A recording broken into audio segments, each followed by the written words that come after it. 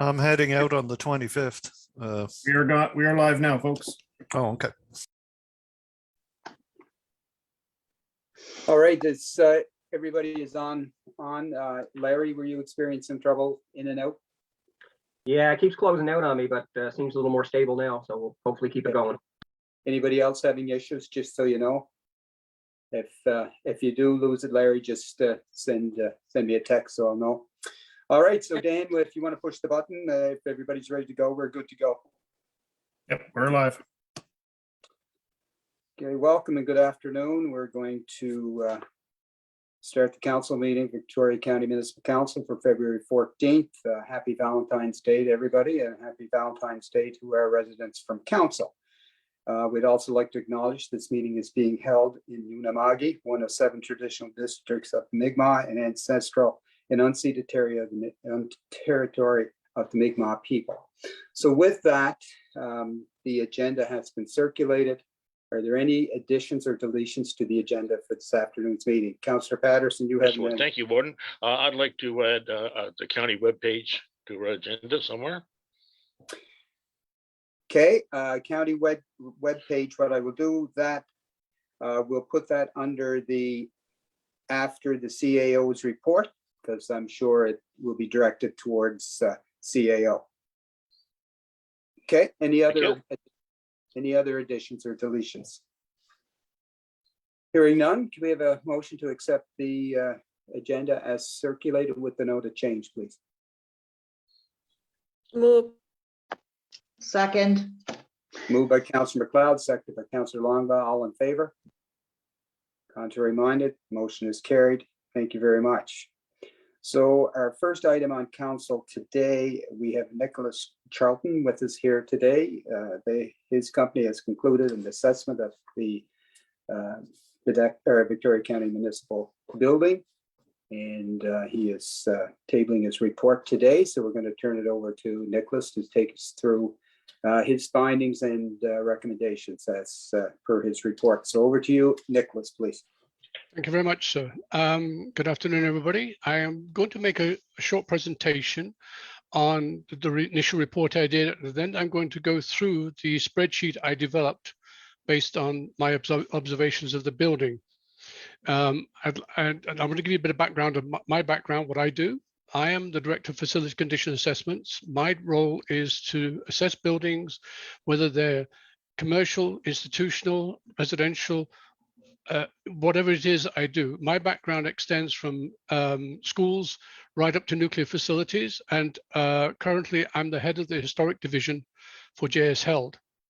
I operate in Canada, US, and in Europe as well. So I'm all over the world. I do many things when it comes to the buildings, and I just want to give you a little bit of background about my expertise and my area of what I know about buildings.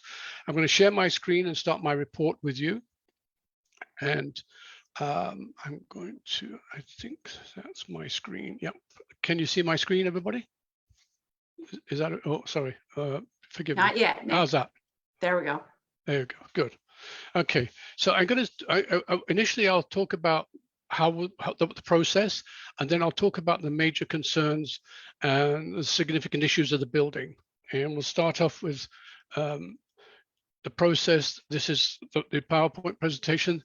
So the report was designed to look at the courthouse, look at it from a perspective of a third party who would look at it and look at each of the systems in the building and see how these systems were functioning and how the building was operating.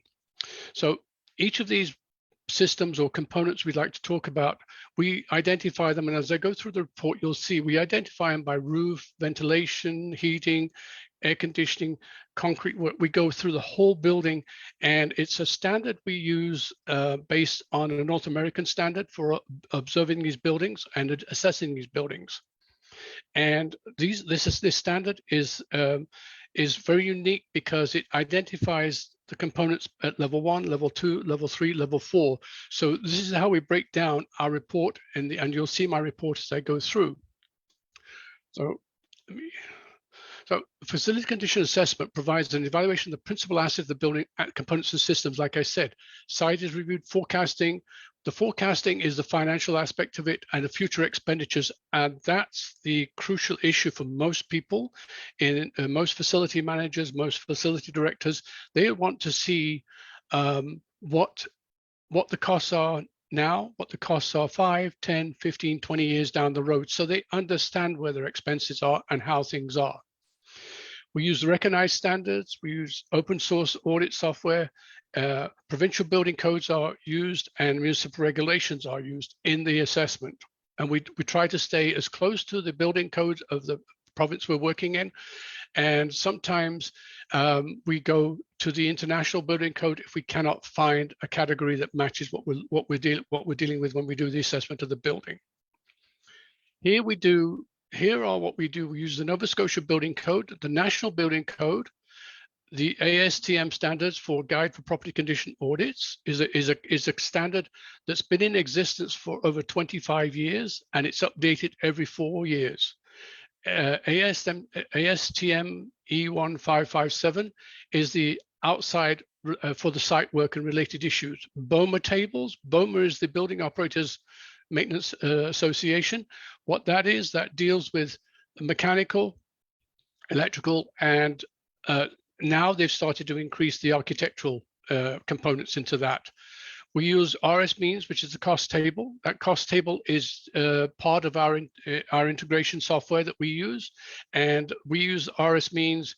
It is a North American costing table. It gives a, how can I put it? It's updated every quarter, and it gives you real numbers, real-time costing. The only one we don't, the only one is not Canadian or Canadian-based operations is Fannie Mae life cycle costs. And life cycle costing is very important because each part of a building, even each part of your home each component has a life cycle. A brick, the drywall, the paint, all has a life cycle. In my world, the life cycles are very important because that's how we write our reports. So that's the way we work with this. So our overview of our project was to look at the condition of the subject property, evaluate the overall building needs, develop an opinion of probable replacement costs, establish a replacement timeline. In this case was 20 years. Sometimes it can go beyond that to 30. I don't normally recommend 30. I recommend 20, 15, or 10. That's the cycle we normally operate in. Now, when I talk about develop opinion probable replacement costs, here we have an issue because these costs are developed for your particular area based on the location and the geography of the area. But today, when we do building condition assessments, we have another factor to consider now, and that factor is COVID costing. COVID costing has gone, how can I put it? StatsCan says it's up around about 68%. Construction materials are, that's how we are. They've gone up 68% over the last year and a half because of COVID. And we've seen that. We've seen that with drywall. Drywall typically can cost $9, $10 a sheet, is now selling for $25 a sheet.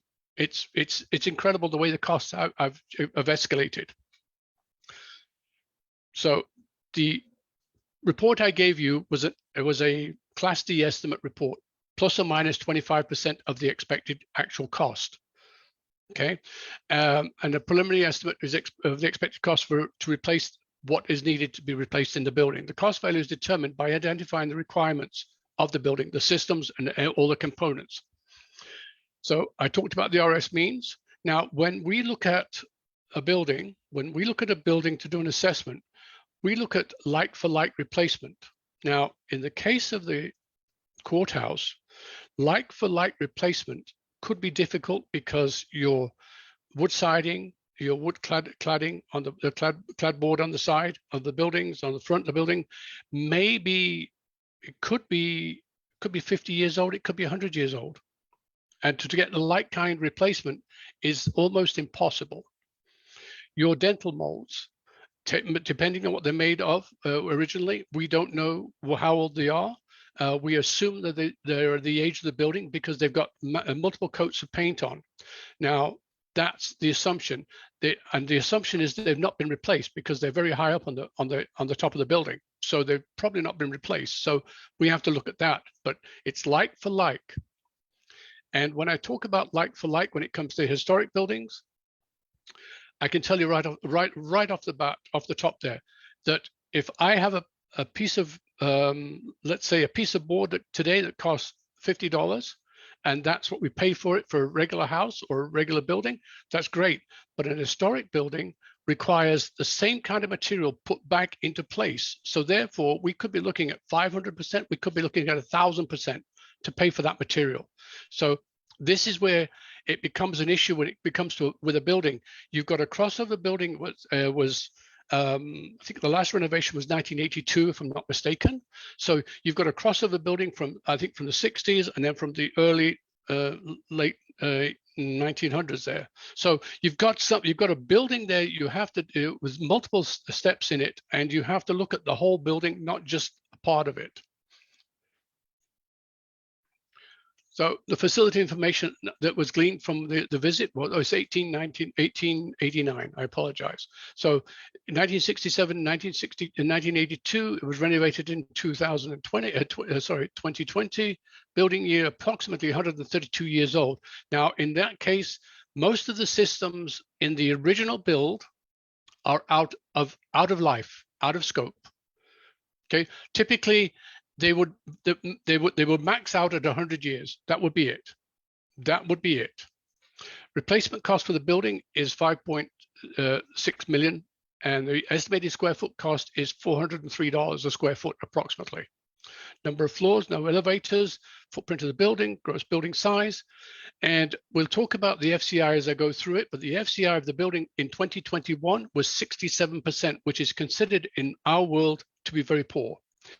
And I gave a projection of the next 10 years and then 20 years, but overall, your projection for the building itself would be over 105% poor if nothing's done to this building and the building continues to age as it is. Now, 105% means that the building needs to be worked on and needs repairs. For sure, it needs to work. It has to have work. Okay, so we talked about the expenditure table. I'm going to talk about, we use StatsCan for inflation costs, and normally it's 2.7 to 4%. This has now been updated. We are now looking at 4.5% average cost. There's no more 2.7. It's 4.5% average inflation cost, excluding COVID costing. And that's a StatsCan number. We use StatsCan numbers to do what we need to do the calculations. So looking at the building, the investment projections for the building are as follows. Annual expenditures, just to keep it at a base level, would be, an average would be 182, maximum 141. But to actually get that building back to life and back to what it needs to be, you would have to spend over $3.5 million to fix that building up. It's in bad shape. Really bad shape. $2021 without inflation. That's what this number is. The Facility Condition Index is an industry standard that we look at a building and we decide on the scale of where this building is. On our scale, this is our standard, and this is available, and you can see it on the internet. It's available. This is what we use. So your building is down here somewhere in this range here, in the 60s here. And by the 10 to 20 year mark, it will be way past it, and it's out of current life. It's gone. And the building can still stand, the stone can still stand, the brick can still stand, but by all our understanding and all our terms of what we use in the industry, the building is no longer, the building is no longer available for you. Its life systems are gone. We will give it a value of 1 for the life system because we don't normally put a 0 in for the life system. We give a value of 1 for it, but that means it's gone. It's finished. There's nothing left for the building, the system itself. Significant areas of concern, and this was what I saw when I was on site. I didn't do any sampling. I didn't do any testing. And this was a basic visual assessment, look at the building and look at everything, take into account the conditions of the building. The exterior cladding is in very, very poor condition. There are areas where possible water damage and there's rot occurring. The maintenance on the building has not been as according to the standards that would be normally carried out. That's for sure. There's also some concerns about the presence of ACM materials and the lack of proper insulation in the building. Now, the ACM materials could be just the traditional insulation. It could also be in the building itself, maybe the plaster, maybe the drywall. The age of the building is sometimes difficult to understand what's going on with the building, because I see the building when I walk in, but there have been maintenance and there have been repairs. There have been things happening inside the building. Things have been left and covered over. Things have happened, and a really good inspection by a environmental person would be advantageous to you. The architectural wood moldings that appear at the top of the building, around the roof line of the building, they are in the same condition. They're probably, to put it mildly, the cladding and the roof moldings are probably being held together by the paint alone. And I'll be quite honest with you about that. They're probably being held together by the paint, and that's all. So I want to show you the cladding, and you can see for yourself, the cladding is in really poor shape. It's got all sorts of peeling. It's all sorts of things going wrong with it. The dental mold is there, and you can see. So you can see here, this is the building. This is really bad. The building is bad. This is cracked. The window frames are all paint's peeling. There's a lot of issues with this building. In here, there's a moisture buildup here. You can see it underneath the paint. You can see the moisture buildup under the paint. So there are quite a few things that need to be done to the building. And unfortunately, a lot of the traditional construction of this building, those skills aren't available anymore. So again, we face another issue about trying to find a trade or a company that can handle that type of operation. Again, we look here, we've got more damage on the siding, and here, you've got more damage. These are all cracking. There's damage in here. There's damage everywhere on the facade and the side of the building. And the paint, yeah, there just has not been any care and attention paid to this building over the time it's been standing. The dental molds and all the fancy molds around here, and here, there's a visible destruction here as well, and you can see the lines of the paint, where the paint's peeling off. You can see all the damage. You can see many things of the building, and it's pretty sad. The building is a beautiful building. And it's nice to look at, but there's a lot of work to be done on this building. A lot of work to be done on this building. I'm going to go into my spreadsheet in a second. I will come back for questions in a minute, but I want to show you my spreadsheet. I want to talk to you about that. Okay, I'm going to just stop sharing my screen for a second, if you don't mind, and I will see how I do this. Okay, I can't do that. Let me go out of here for a second. I need to get this one out of the way. Sorry. Okay, I want to go to my spreadsheet, and I want to talk about my spreadsheet. Not that one. Sorry. Okay, here we go. Let me share my screen. Do share. I think that's it there, right? That's it. Good. Can you see my spreadsheet now? Can you see it? Yes, we can, Nick. Thank you. Thank you very much. Thank you. Sorry, I wasn't sure. Okay, so let's talk about the spreadsheet. I want to try and get it into a picture so I can see it myself. Let's do it at 75. Okay.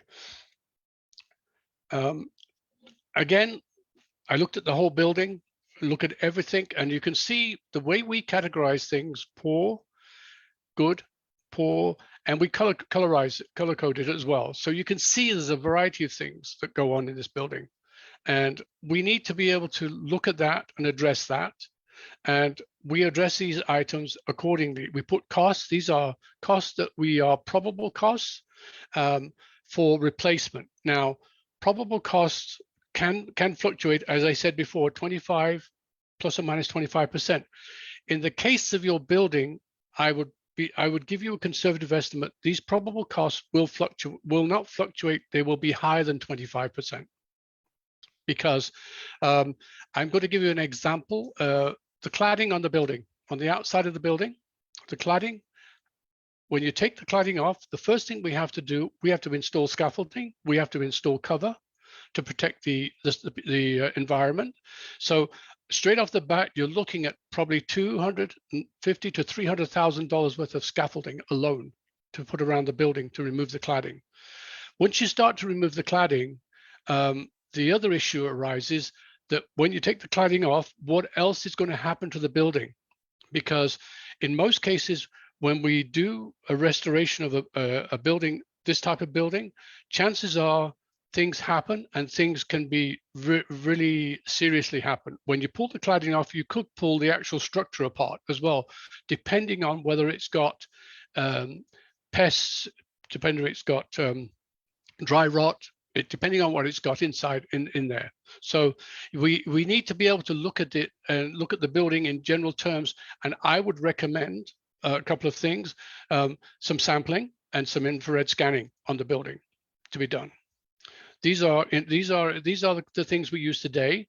Also, it would be good to launch a drone to take a closer look at the actual exterior of the building. And the drone technology today is great for that type of work and get a hands-on approach, look at the building and see what's going on. So you've got, in the case of your building, you've got the cladding's got to be removed, you've got the dental molds have to be replaced. And so alone, right off the bat, you are looking at anywhere between, I think I calculated around about 1.7 million alone, just to remove the cladding and the dental molds alone. Okay, the actual cost, replacement cost of the building is in the report, but that's not it. That's irrelevant because you've got to, if you want to do work on the building, you need to get the outside fixed first. 1.7 could be 2 million. Then on top of that, your building is not accessible. So if you want to make that building accessible and bring it up to code, because I'm not sure whether you're aware of it, but the moment you start work on a building, you have to comply with the current regulations. So what happens is it has to become accessible automatically. The moment you start work on that building, you have to comply to the provincial code, building code, and the fire regulations and the accessibility code. So you could be looking at, on top of the 1.7 to 2 million, you could be looking at another $1 million because you've got to put an elevator in there. You've got to do some interior gut work to make it accessible. So we're already at $3 million. And this to me is, the building needs a lot of work. In my opinion, the building is, you can save it, but it's not the type of building you want to spend that kind of money on, I don't think. And that's my opinion as a professional in this industry. So I presented the council with options for the cost, the optional costs, the elevator. It's all there, and it's all in my report and the different things. But as you can see, the work alone here is 26,000. Yeah, we're almost $2 million on the actual renovation work on the outside alone. That does not include the elevator and the interior work for the accessibility. So all I can say is the building is a great building to look at, but it needs a lot of work. And I think I'm done there right now. Bruce, I think I'm done. Thank you very much. Just before you leave there, we're going to open it up to questions. I know Sure. there. I'll stop sharing. Yeah, I'll stop sharing. Yeah. You didn't unless I missed it, like, we talked about the outside and the elevator close to 3 million, but how much, just to very quickly, just remind us again, how much if we're going to do the interior of the building as well? How If much you want more? to do the interior, to bring it up to accessibility, you're looking at easily a million, easily a million. Now, having said that, your stairs are heritage stairs in that building. The stairs themselves, the handrails are low, so there's extensions onto the handrail. There's many things you have to do, and the moment you start to make that, and again I go back to that, the moment you start work on that building, you have to bring it up to the convention, the building codes. So therefore, you would have to have accessibility signs. Everything would have to change in the building itself. You need a washroom, accessible washroom, and that's not possible in that building because the way the building is structured, you cannot put an accessible washroom in there because without having the actual original drawings, I'm assuming the way it was built does not allow for major changes.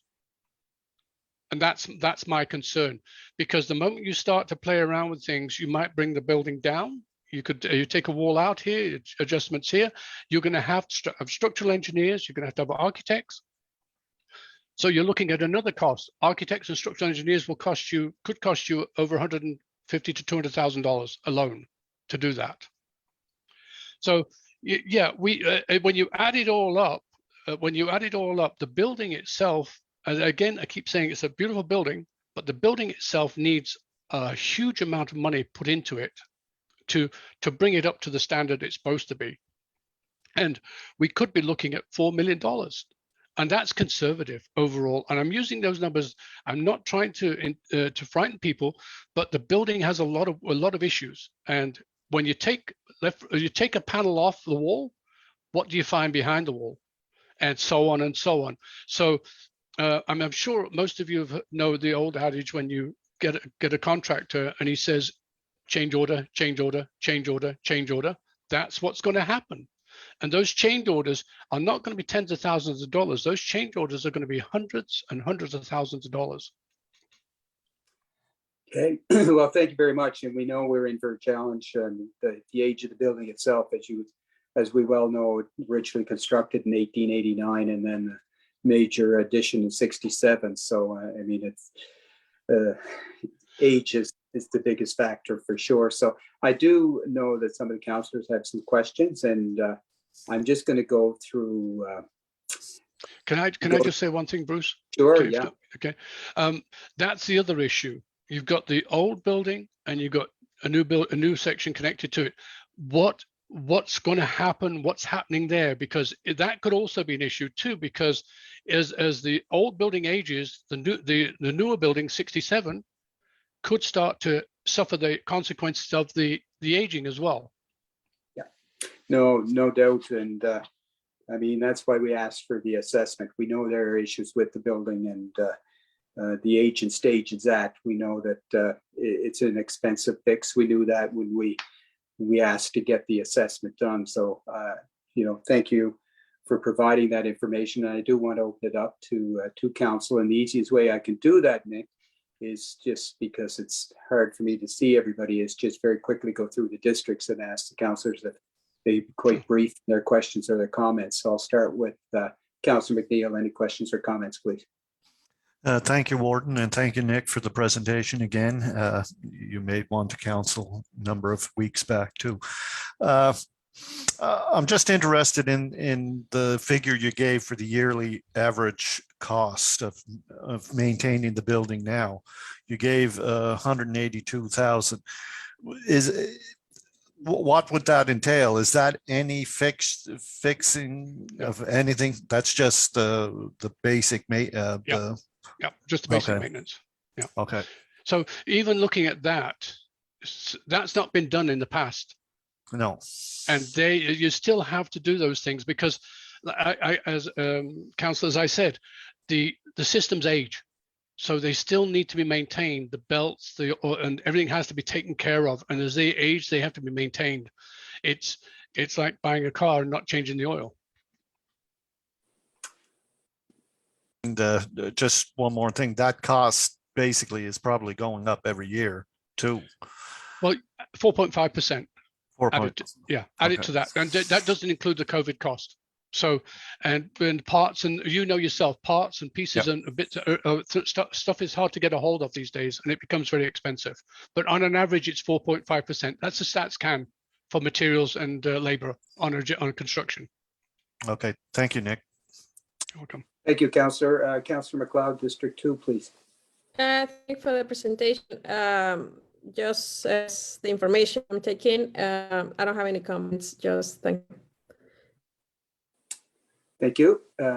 Councillor Long, any questions or comments from District 4, please? I'd just like to thank you for the report. It was very thorough. I don't have any questions. Thanks. Thank you, Councillor. Councillor Patterson, District number 5. Thank you, Warden. Thank you, Nick, for the presentation and the clarity of your presentation too. I mean, you made it understandable, I think, even to me. So that's quite a task. I guess we're facing a dilemma that a lot of the world is facing. When people built buildings 100 and some years ago, or bridges or highways or whatever else it was, they didn't really look far in the future because they thought, well, we've done this, it's okay. And here we are 100 and some years later having to, I guess, in kind of a dilemma. So again, thanks for your report. I again applaud your clarity and so on, and look forward to seeing you soon. Thank you. Thank you, Councillor Pat. Deputy Warden Daphne, please. Yes, thank you, Warden, and thanks, Nick, very much for the presentation. I guess we kind of expected there was going to be some issues, and I think you did an excellent job at explaining it to us. We have some hard decisions to make in the future, but at least now we know our starting point and where we're going from here. But once again, thanks very much for the presentation. Greatly appreciate it. You're welcome. Thank you, Deputy. Councillor Organ, any questions or comments from Niels Harvard this afternoon? Trying to unmute myself here. Nick, great presentation. A lot of food for thought for us, and some hard decisions in the future. And but that's all I wanted to say today. Thanks. Thank you. Thank you, Jackie. Councillor McDonald. Yes, thank you, Warden, and as well, thank you, Nick. Excellent presentation. I could sit and listen to you talk all day with that accent. And I was just wondering, and just for clarity's sake, a building of the same structure and size in today's world, what would that generally cost to construct from the ground up? Is there just a rough figure? The same type of building. Depends what you want to do. It depends what you want to do to the building. Traditionally, that building, if you want to have the slope, the peaked roofs, the slopes, and cladding, that kind of stonework, you could be looking at around 4 million, 5 million, no more than that. Because you're going to build it with different technology. It's going to be built with all engineered materials, a different type of technology, and it's easy to construct. It comes in most cases. I'm off to Florida shortly to build some buildings, and they're all kits. That's it. They're all in kit form, and they're 4-story office buildings. So, right. Yeah. So there are things you can do with it, and I'm sure Leanne will get in touch with you. But there's other things there's some things you can. I mean, the building itself is beautiful. I like the building. I love historic buildings. That's my area. But unfortunately, this one is not. If it had been taken care of over the years, it probably would be in better condition. Right. And that's just my opinion. Great, sir. I thank you very kindly and appreciate your time. That's it, Warden. Thank you. Thank you, Councillor McDonald. And I'm just going to ask CAO any questions or comments for Nick this afternoon. Yeah, I just want to comment because based on Norman's question there with the 4 million for a new building, and I think earlier on your slides, it said something like 3 million. I just want to be sure that this building that we're in would be more expensive than a new build. Oh yes, it would be. Yeah, it would be. Yeah, and I said 4 because inflation. Okay, that's the issue we have to deal with. And the longer you wait, the more expensive it's going to become. And to bring this building up to a building that is safe and renovated would be, your report had 5.6 million. Yeah, to bring it right up to the level it should be. And that's to accommodate everything you asked for, the elevator, the accessibility, and that also doesn't include unknown factors. So, and that unknown factor could push that up to 6 or 7, maybe 8 million. One doesn't know until one opens up the outside. Right, thank you. Thank you. And just if I could ask a question before we wrap up for today. So the 5 to 6 to 8 million, whatever the number is, to bring the building back to pristine condition, let's say. So that would be something that once we started would have to be a project that we would, if started, would have to be complete. It couldn't be done in phases over the next 5 or 6 years. This would be you'd start renovations and then you would have to pretty well bring it to its final cost. Unfortunately, yes, you'd Yeah. have to, because this project and my only concern is once you start renovating, you might find yourself going deeper and deeper into your pockets when it comes to that, because we talked about the original build, 1889. We don't know what has gone on and what has happened to the building. I can give you some examples. A quick example is I did a school in Northern Ontario. They brought us in to look at the school. The floor was like water. The floor looked like water. Every time you walked on it, you felt like you were swimming.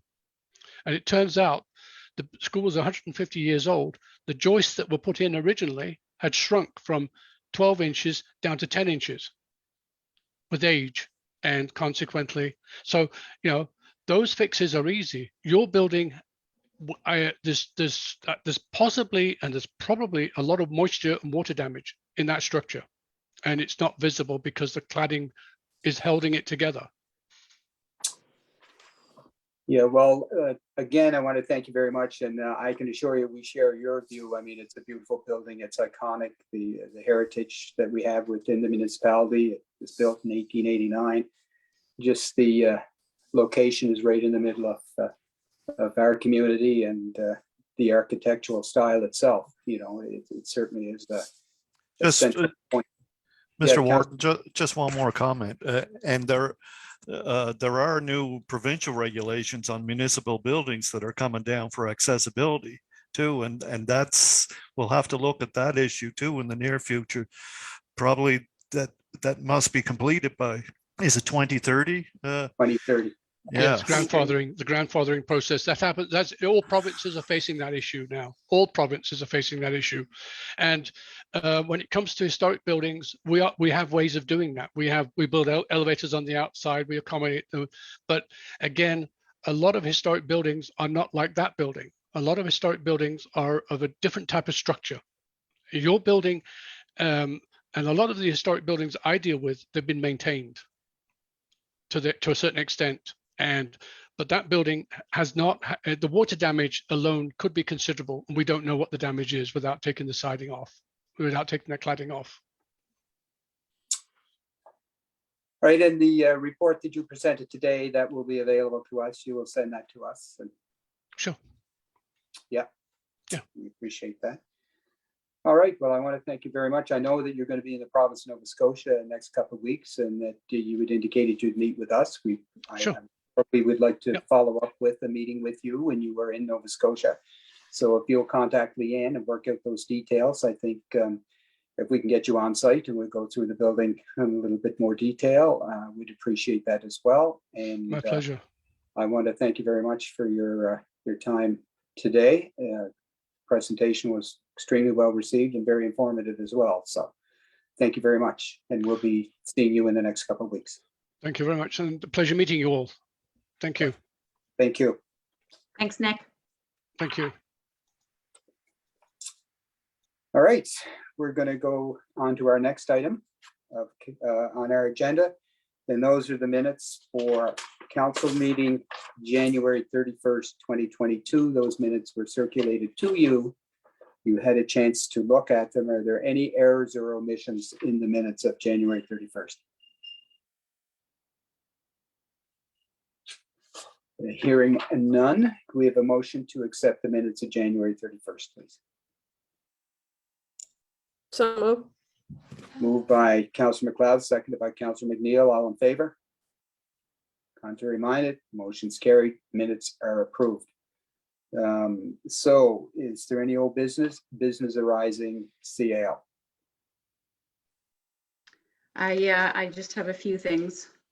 Hopefully it's better information or more upbeat than that report that we just received. But I really like how matter of fact he is, and I appreciated his report that he gave us. Okay, so some old business. I spoke last week or a couple of weeks at the last council related to the Fishing Gear Coalition project with Efficiency Nova Scotia. We have sent the letter of support. Since then, CBRM was planning on being the lead supporter of that. They have pulled back and they are wanting to be the same amount of support as us. There's probably about 10 different municipalities around the province that are taking part in this. So we're just going to find a lead on this project. But it's not us. It's not going to be us. We're a supporter of it, but we are not the lead.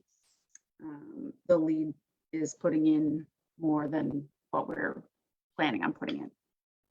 Our accessibility steering committee has met, and we are still looking for members of that committee. We will be having another meeting, I believe, on the 17th. We'll be having another meeting.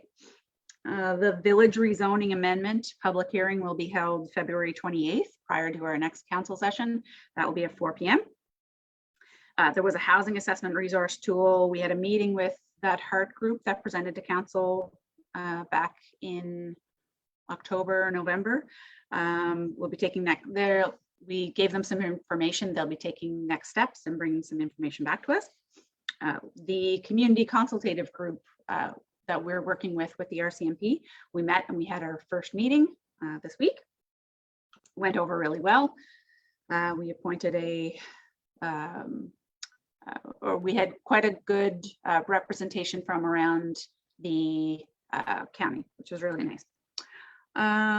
Just a reminder for tax exemption applications, any not-for-profit or charity that thinks that they qualify, please get your application in.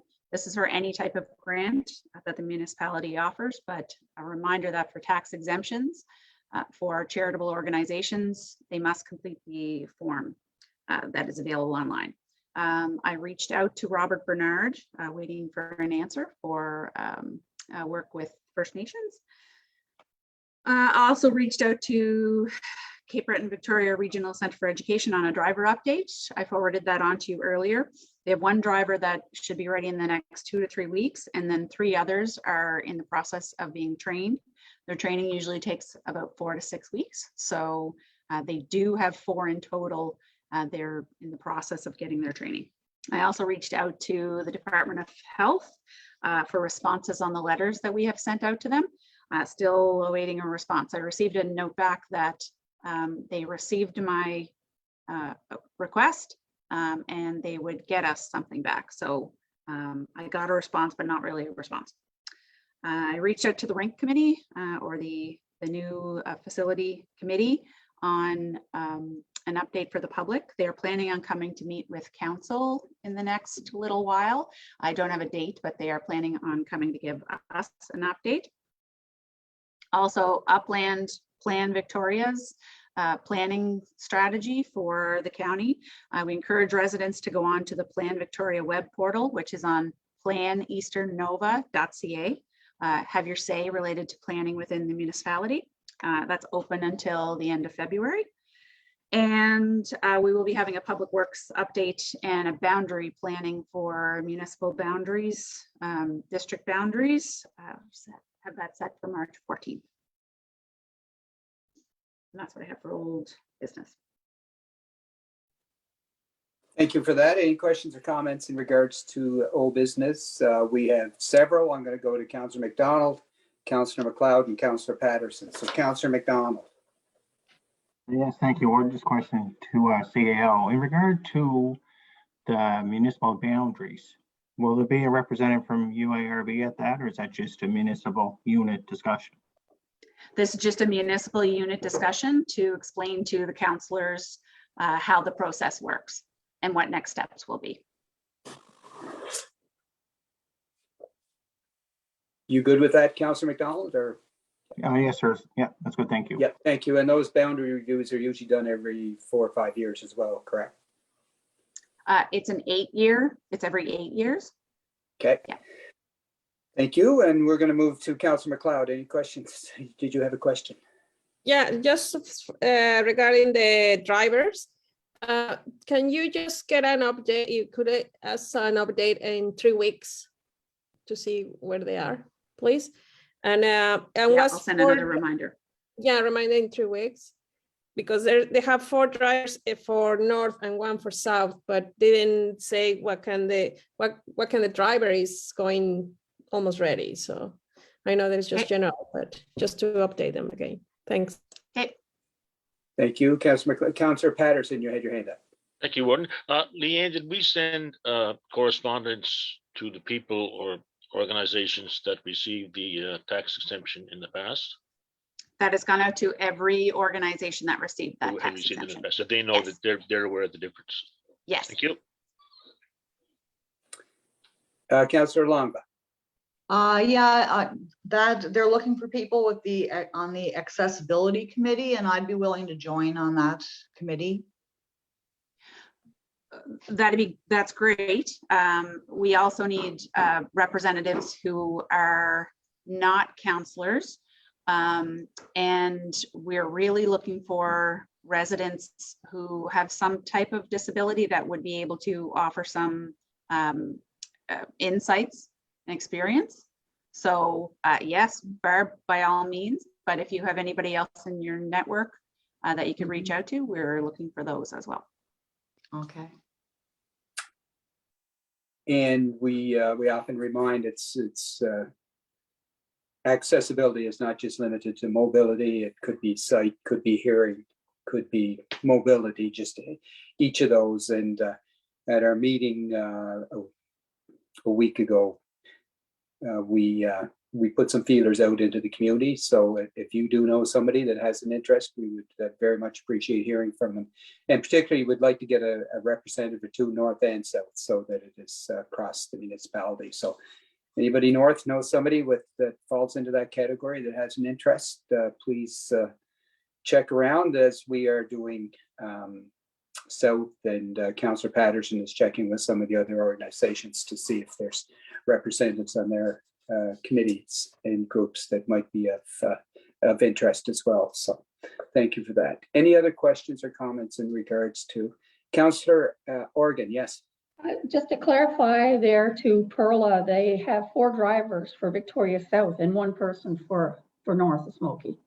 She had it backwards, so there's more drivers for the south. Yeah, she said, yeah, Leanne sent an email and you see the response of the CBHA. Yeah.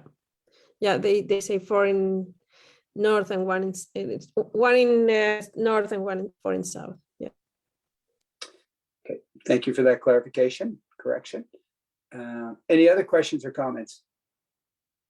Just one with the DHA, Leanne, if we don't hear anything by the next 2 weeks, we'd ask them to come back to council in April, I'll make a note of that as well. please. Clearly, if there's some unfinished business with them, we would like to get some clarification around, and we'd like to follow up with them. And if they can't correspond with us, then we'll ask to meet with them in person. Next item on the agenda for this afternoon, CAO's report. It's been circulated to you, but I'll turn it over to CAO to bring us through that report, please. Yeah, so we'll just note a few things. Everyone's been busy. Just give you a few notes related to department heads and what they're working on. So Recreation Department, working on recruiting members for the Accessibility Committee as well. Working with Parks on accessible trail chairs down in that area and getting suitable spots to put them. Working with ACAP, connecting them with council and working on a report for possible initiatives to partner on.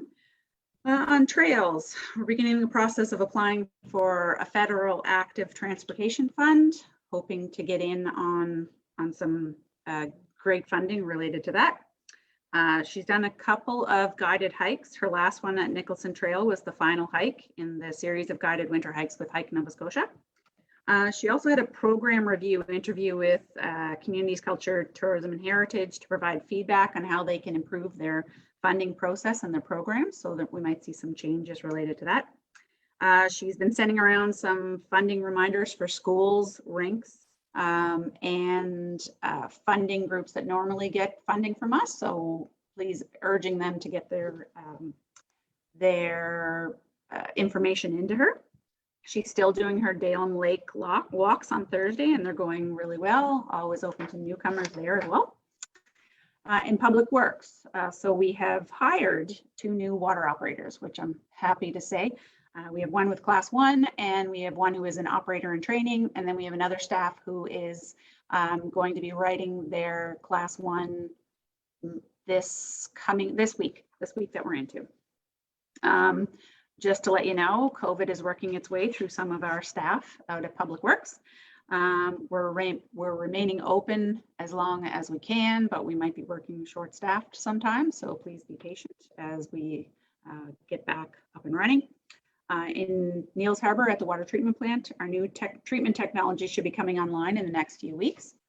So they're learning about how this new system works and how it gets going down there. In finance, again, a reminder of the applications for grants.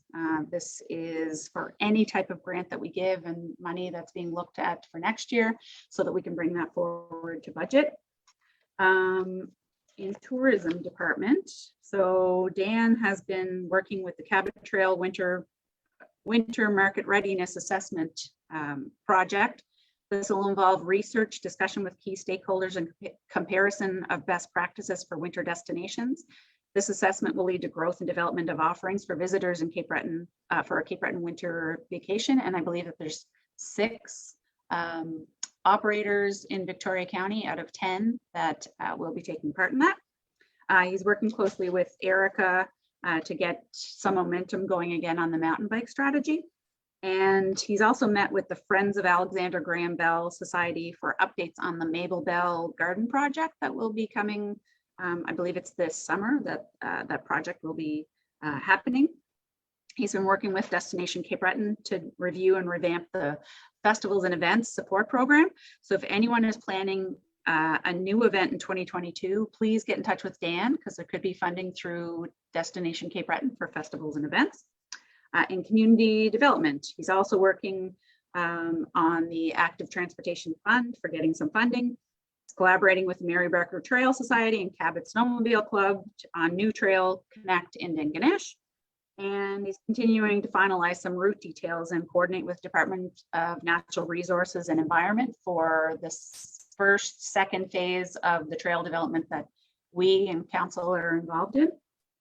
And in community development, he's also gathering information on other communities who have done community master planning to prepare a project proposal to assist Bedak and Ingonish areas for a pilot community master plan in these areas. This should align with our current land use planning initiatives and previous sessions related to the Bedak waterfront. And our placemaking project work is moving forward in Dingwall. And we have additional projects being worked on with local community groups in Iona, St. Anne's, and Bedak. On economic development, just a couple of things happening. She's still hunting down some respondents on the housing survey. So she's giving businesses till the end of the week so that she can start compiling some information. She's talking to at least 2 new businesses that are set to go within Victoria County. And she also has had contact with the Rink Board as of last week to discuss going forward with a business plan for the new Victoria Highlands Civic Center. And they'll be working on the next steps. Her team will be working on next steps with the group that is putting that forward. And then just a couple of other things. There's been a request from the province for insight or information to go forward to evaluate 20 different Nova Scotia Agency Board and Crown Corporations. We're planning on doing a Cape Breton-wide response letter related to it.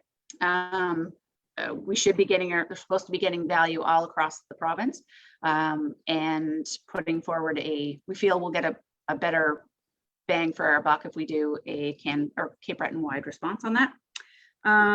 Had some interesting conversations with District 1, Paul McNeil, related to an idea that came forward with him. We might be looking into seeing if we can work with the schools on the O2 program possibly for water operators, for training them, which is a great idea. And so we're going to reach out on that. And then we also held a higher-end management team meeting on staffing this past week, and we'll be bringing some ideas forward for budgeting discussions. And that's what I have. Thank you very much. Any questions or comments in regards to CAO's report this afternoon? Good, thank you. Sorry, Deputy Warden, please go ahead. Yeah, Leanne, just one question. I noticed you had meetings with Smoky Holdings here in Ingonish. I'm just wondering, when you have those meetings, if you could give me an update or just a review of what's being discussed. So sometimes Joseph gives me a call and asks questions, just so I know what's going on there also. Would greatly appreciate it. And that's good. Yeah, Thanks. I'll give you a call after, Larry. Sounds good. Thank you. Thank you, Deputy Warden. Thank you, Leanne. Any other questions or comments before we move to the item we added to the agenda? And hearing none, seeing no hands, I'm going to ask Councillor Patterson. You asked the county webpage be added to the agenda, so we'll open that to that discussion now. Please go ahead. Thank you, Warden.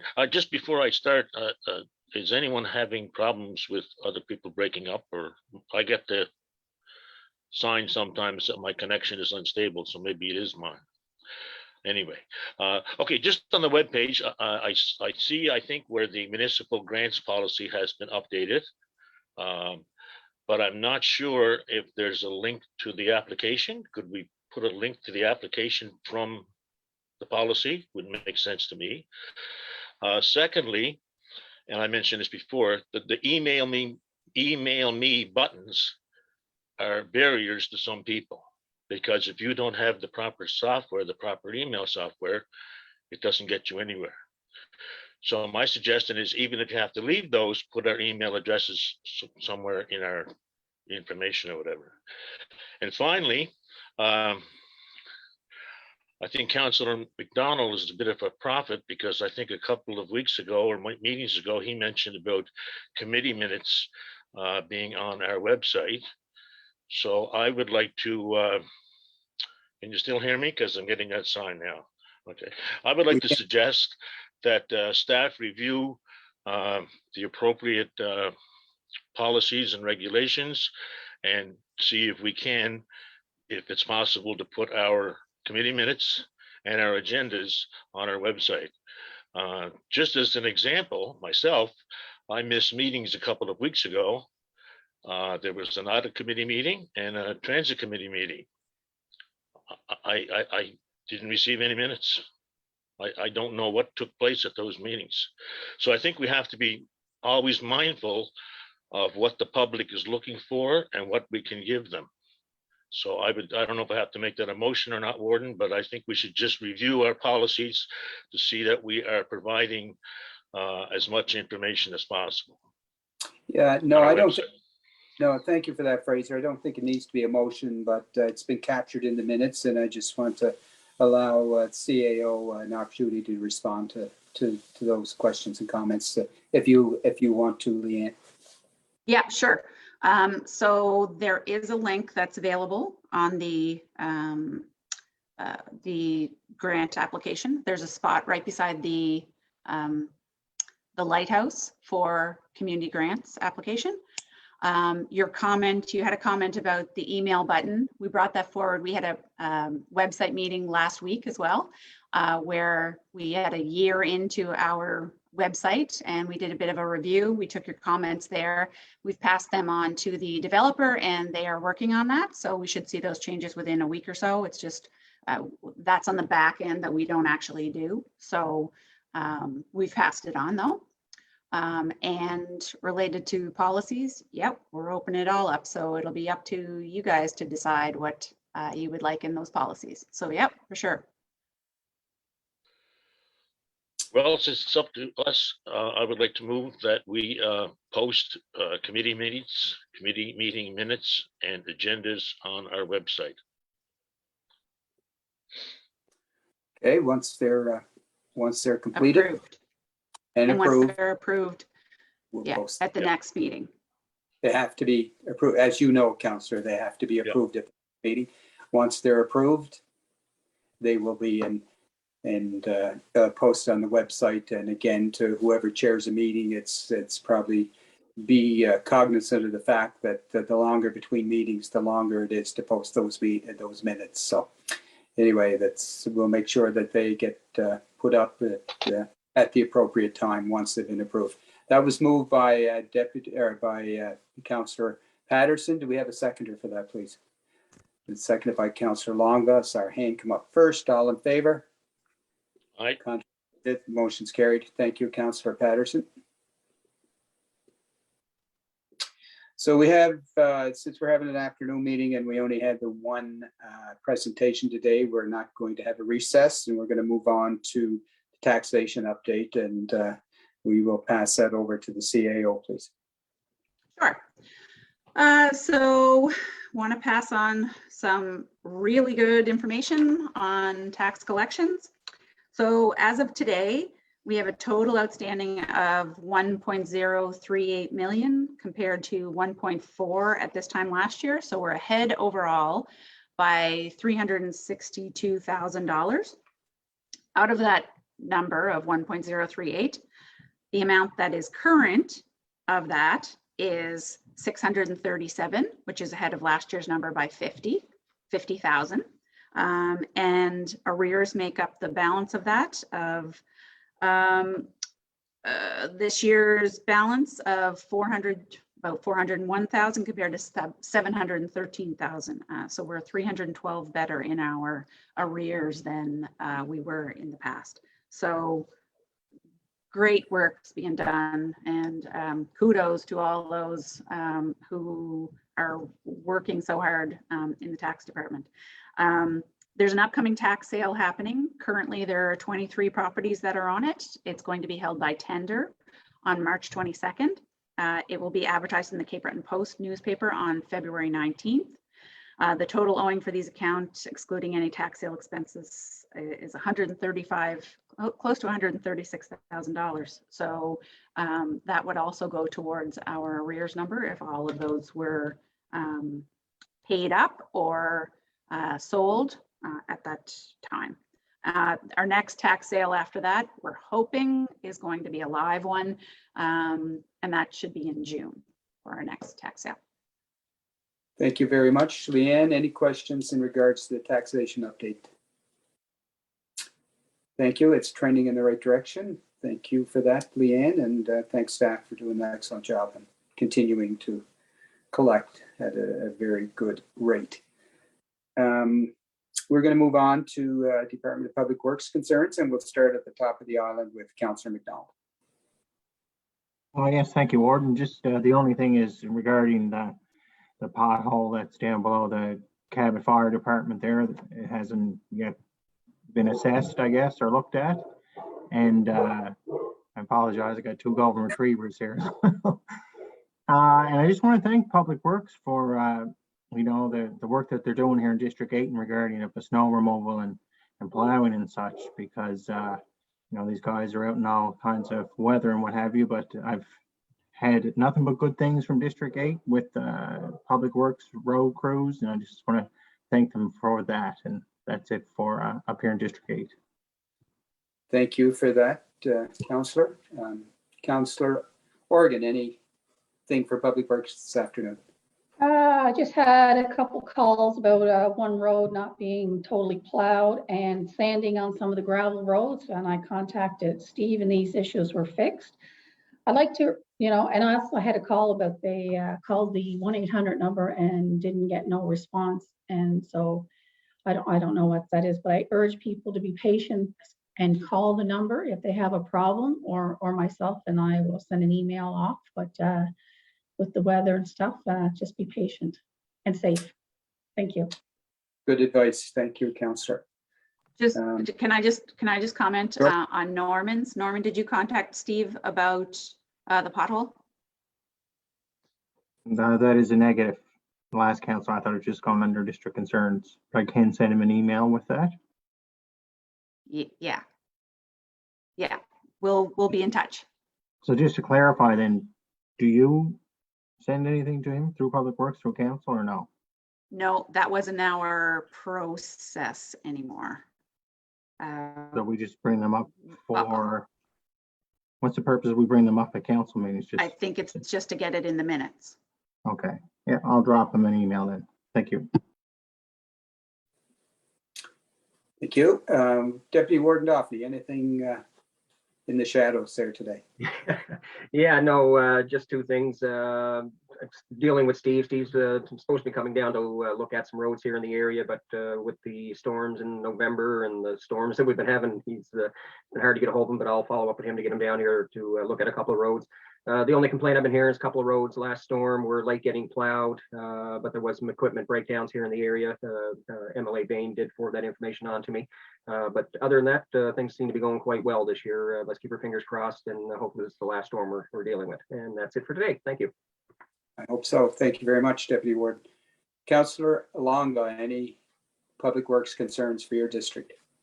Yes, I did have a complaint of excessive snow being pushed onto private property on some of the back roads. And I know the conditions, because I was shoveling them, were extremely heavy, wet snow that almost turned into like cement blocks as you pushed it. And maybe they couldn't push it any farther, but they had piled like a 10-foot bank on someone's private property that came off of the main road, and it was kind of right in front of their driveway. So they were upset about that. And I did get in touch with Steve about it and asked him if he could go have a look. And the other is just the icy roads. It's just an ongoing with the weather conditions we have this winter. It's like snow and then rain, and the back roads are extremely icy, and I get calls of people wanting them sanded. So I did also get in touch with Steve about that. And that's all I have for today. Thank you. Thank you very much. And my apologies, I was going geographically rather than numerically. So I should have went to 5 or District 4. So Trouble counting, Mr. Warden. Do you have trouble counting? 4, 5, 6? Apparently. Thank you. Nothing much. Goes back to what Larry said earlier in the winter. I had a few complaints about roads been plowed, nothing lately. And the last time I believed I described an email I got from a resident about the road, and earlier I may have talked about the Southside Bullardry Kemphead Road. I took a drive over both of those recently, and they certainly could use some repair. I spoke to MLA Bain about it, and he's aware of them too. So hopefully when spring comes, the smell of asphalt will be in the air. Let's hope so. Thank you. And my apologies for skipping over you. District 2, Councillor McLeod. I don't have any concern, and just a comment to thank the operators and staff for the prompt response for the last storm. Was ice all over in the gravel roads, and they took their time, but they do the job. So, and that's it. Thanks. Thank you. Thank you for your comments. District number 1, any concerns in yours? Yeah, a few, Warden. Thank you. I've received at the last storm a lot of phone calls from the Washoe area. The roads weren't plowed, or before the ice started to build up on them, and then even afterwards there was no salt or anything put on them. I was in contact with Steve about it, and he the next day there was salt, and the grader was out on them right away. But it seems like it wasn't the contractor's fault that they weren't being plowed. They have to get a call from Public Works to go out and plow them, and they never got that phone call. So I spoke with Steve about that too. The main road though, Route 223, was in excellent condition throughout the storm. And compared to Route 223 on the other side of the bridge, we were 10 times better. The ice was built up on the Cape Breton side. And so I want to thank them for that, plow operators. Also, the area that was repaired down at the old causeway in Iona, it's starting to settle again, and it needs more gravel put in right now. I think gravel is the only way to fix it right now instead of patching it. But I'll have to get in touch with Steve about that. And that's it. Thank you. Thank you, Councillor. I'm good tonight, or this afternoon, pardon me, for Public Works concerns. So I want to go to district concerns, and we'll go in reverse this time. Councillor McNeil, District Number 1, any district concerns this afternoon? Yes, thank you, Warden, again. I just want to thank the CAO for bringing up that O2-ish issue with the schools and everything. I think there is a possibility there. And I spoke with actually the teacher herself, got in contact with me to go forward with that. Yeah, and Paul, related to that, I checked in with Kelly about what the qualifications would be that you would need that, Okay. or to go into that training. And technically, you only need your grade 12, but you should have some type of aptitude towards Okay. mechanical Yeah. things also. So yeah, I'm gonna give Charlene a call related to that. Really That's good great. idea. That's Yep. great. Thank you. And also, I got a phone call from a local business. I'm going to follow up with Kelly about tipping fees. So he had some questions again. So I just wanted to bring that up and have it in the minutes. I have an issue with Nova Scotia Power in the last storm.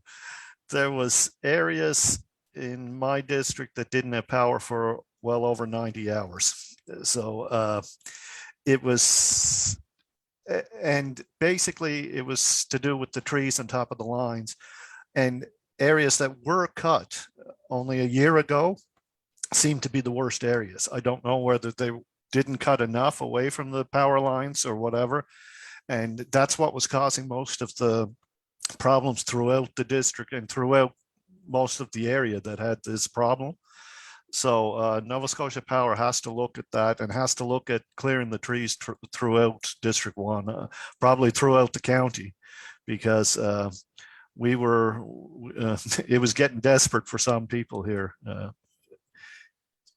And also, I'd like to make a motion to take $1,000 out of my district budget to the Little Nares Community Center, just to help them with maintenance on the building. That is the motion from Councillor McNeil. Do we have a seconder, please? Deputy Warden, I was saying first, Jackie, sorry. All in favor? Contrary minded? Motion's carried. And that's it. Thank you. Thank you. We're going to go to District Number 2, Councillor McLeod. Thank you, Warren. Thanks, Leanne. Again, should you give the update about the bus drivers? That was one of my concerns. To if you can ask for the update in 3 weeks' time. And the only thing I want to congratulate Margaret McPhee for her 107th birthday. It was in February 9, just to make a big happy birthday for her. Thank you. That's Thank it. you. Warren. Well done. She must be I don't know anybody else, but she must be the oldest citizen in Victoria County. Are there any other districts that know people that are, can't imagine anybody being older than 170, but she's a lovely, lovely lady. And on behalf of council, we do want to wish her a very special birthday. She's a remarkable lady. We were actually noting this the other day at the office, because you talked about her at the last council, or this time last year, related to her to her 106th birthday. So yeah, no, best wishes to Mark. Thank you for that, Councillor. Well done. District Number 4, Councillor Longa. Thank you, Warden. Yeah, I'd like to thank staff for the really nice letter that they wrote to Sally, congratulating her. And I'd like to also encourage constituents in District 4 that expressed interest at the public meeting to reach out to the new steering committee and ask how they can be involved, you know, if they want to offer up their help. And I did have a big issue in Rec Cove. DFO has purchased a pristine waterfront property there, and they want to use it for the purpose of a dredge material management site. So the dredging, I mean, because of the fisheries, like it has to be done in the harbor at Little River, like they dredge because boats are going to start hitting bottom if they don't dredge it out. But I don't know why they need to, you know, buy a property, an oceanfront property, like 15 to 20 minutes away from the new development at Smoky, and put a dredging operation. Like why wouldn't they take their soil or sand and take it to our facility in Bedeque and pay for it to be, you know, we have a what they call it, a remediation process that they do in Bedeque at the landfill. So why wouldn't they take it there or buy a property that's not like water frontage? Because there's other people who have bought properties next door, like right next door to where this is happening, and they have plans for big development on that property. This is gonna like lower the value of the place. I just don't think it's a good idea. So I would like to make a motion that we write a letter to Scott Burley and Joanne Kirby. They're an environmental specialist and environmental advisor for DFO, and also to the ministers of the environment, the ministers of fisheries and oceans, the Department of Tourism, and Jaime Batiste and Keith Bain. If we could, if I could make a motion to write a letter asking them to do this somewhere else or not in that location. No, well done. We can do that. We just need a seconder for that motion, please. A second by the Deputy Warden. All in favor? Contrary minded, motion's carried. The letter will be forwarded to the list of individuals that you mentioned. Yeah, and I will send that list off to Steph. Yeah. Thank Great. you. Thank you. And Any that's other? all I have for today. Perfect. Thank you. And we won't forget District number 5. Any district concerns there, sir? Thank you, Warden. Everything is fine. We didn't lose any power at all. Sorry for people that lost it for 90 hours. I mean, I can't imagine that. For some strange reason, we had 1 or 2 flickers during the whole time. So it was a big relief, I tell you. Other than that, everything is fine. Thank you. Thank you for that update. Deputy Warden, anything in District number 6? Yeah, just a quick one. Make a motion again that we send another letter to the Minister of Environment and Minister of Lands and Forests. We did it a couple of months ago in regards to the proposed protected area of the Ingonish River woodlands. Again, I know MLA Bain's also working towards trying to get us a meeting, but I'd like to send him another letter because I haven't heard anything back. Just requesting that they meet with council as soon as possible to discuss that proposed area. And that's it for today. I'll make that a motion. Thank you. Do we have a seconder for that, please? Councillor McNeil, all in favor? Motion's carried. And that's good. Maybe we CC the Premier if the ministers haven't responding. Would that help, do you think? Definitely would help. Yeah, no, let's definitely include the Premier on it. That would be great. Perfect. Great. Thank you. And that's it for you, sir? You're good? That is it for today. Thank you. Councillor Organ, anything up in District number 7? District 7's been quiet, just calls about the roads, that's all, and I just keep forwarding them on to Steve, so that's it for us Very today. Good job, Councillor. Thank you very much. Councillor McDonald, anything in District number 8? Yes, sir. Thank you, Warden. Big one up here, I guess, is I received a lot of phone calls in regard to the closure of the postal service in St. Margaret's Village. My residents were given on, I think it was February the 9th, notice only through social media that their office was being closed. And as of today, this afternoon, I actually received some calls from quite a few local residents that never did receive notification that the service was being ended. They're supposed to get a mail out by mail, and they never received that, and the office was closed on February the 11th, although the literature that was sent from Canada Post said February 12th. So it's a major inconvenience for the people up in St. Margaret's Village. Now they have to be routed to Dingwall Post Office, which is approximately about 20-25 kilometers away, and very upsetting to the residents. And I do recall that the correspondence that was received from Canada Post to the CAO, upon looking at that, there was a process that they were going to follow, sending businesses to their website. And I went to click on that link that was in the correspondence, and it goes to a page that's not found. So just to, I guess, to clarify, I think that Canada Post has made a disregard to the community of St. Margaret's Village, because to my knowledge, when I was talking to Jaime Batiste office, that they were supposed to come and have public consultation of some sort with the residents, whether that be through a Zoom meeting link or set up a meeting of some sort. And basically they just come in, close the post office, and now everything's routed through Dingwall. And they're saying that they have to find workers. They have an interim postmaster in place, but they have no location picked as of present, although there was 2 businesses in St. Margaret's Village that were viable and ready to receive the, I guess, the postal service in that area.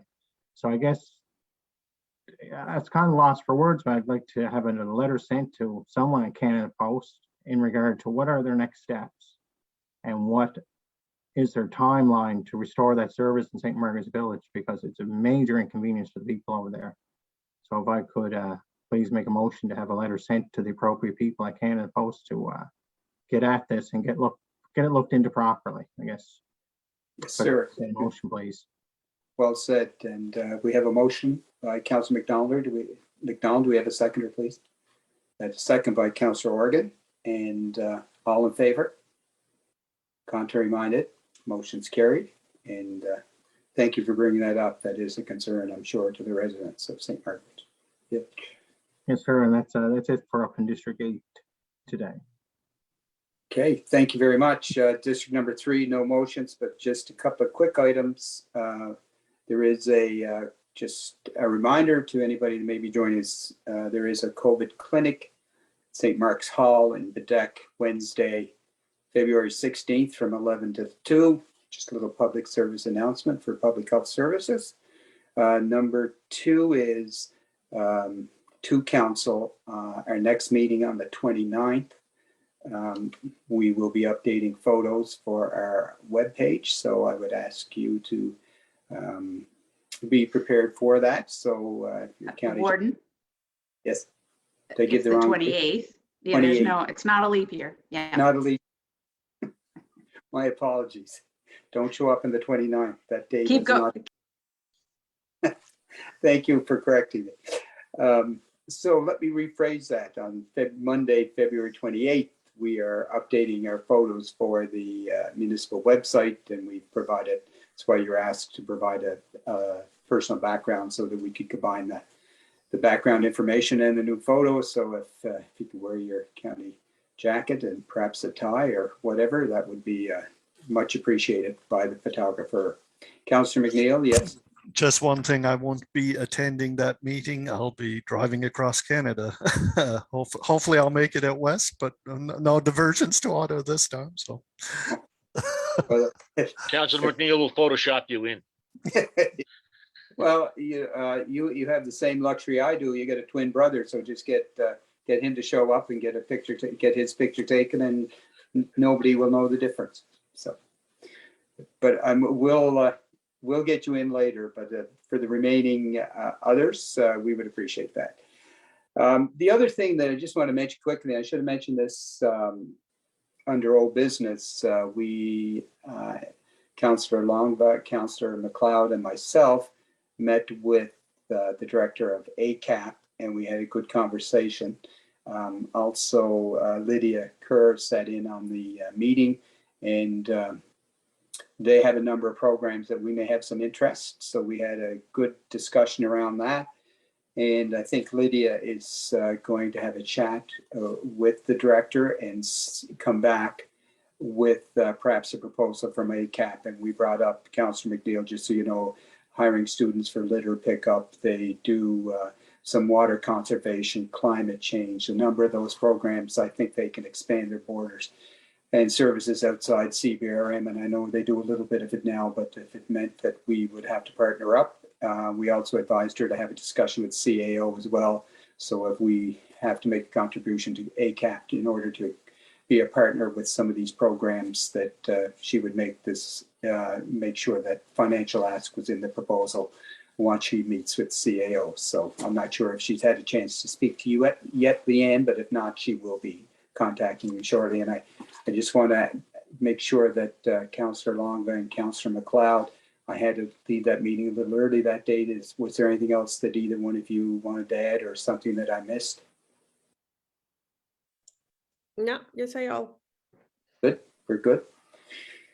All right, and we didn't reschedule a meeting with her on February 29th either, just to make sure that we're now understand it's not a leap year, so we won't be booking any dates on that day.